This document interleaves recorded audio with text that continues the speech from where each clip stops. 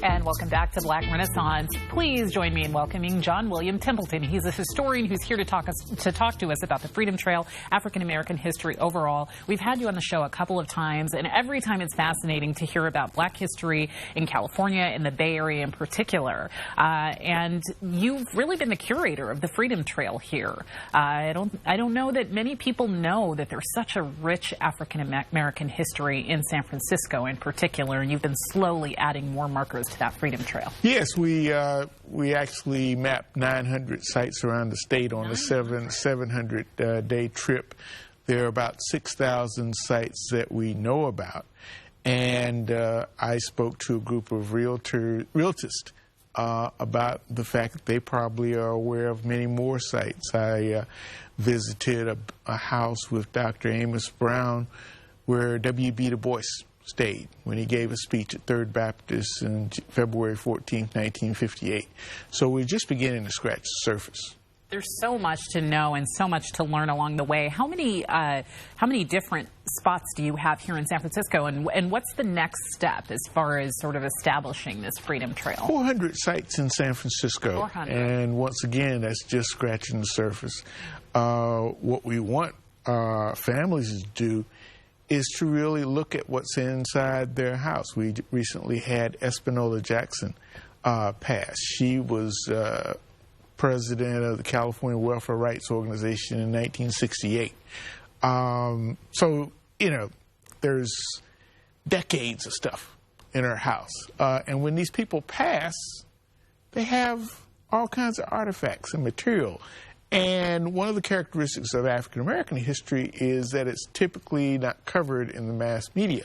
Right. So the information that you find from the primary sources is generally 180 degrees different from what we expect. So there's just all kinds of material in people's houses. Yeah, I have to imagine there's so much more to add to that trail. I keep saying I'm going to go with you and you're going to show me some stops on the trail, so I got to make good on that. You're busy following criminal element. I can find some time.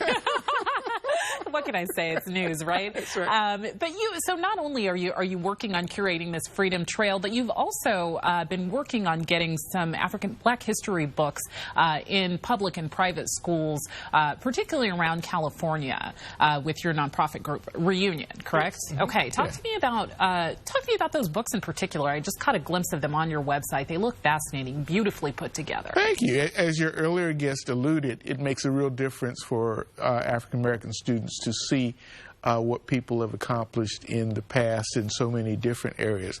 This is the 25th anniversary of Our Roots Run Deep, the Black Experience in California that we wrote in 1991 about the history of African Americans in California, and people can go to California Black History to get that, as well as Come to the Water, which is the textbook for our 7-week course that we do every January to March on African American history in San Francisco. The new project that we've done for the 150th anniversary of the 13th Amendment, which is the most important event in African American history, which nobody knows about, is the Road to Ratification. So we looked at all 27 states that ratified the 13th Amendment between February 1st and December 6th of 1865. And so we've traced from that document back to the first African American in that state. And so we've done a 30-minute segment on each state that we've been running throughout February. And in March, we're releasing a companion book that has that history of how the 13th Amendment came to be. That's fantastic. And it is the most unknown story that's ever been told. It's so important to get that story out there, and like you said, specifically to put it in front of Black students who may not have heard that portion of their history, who kind of get a small slice of it when they're going through their history. Well, when people talk about Black Lives Matter, that's already been decided. That was decided with the 13th Amendment.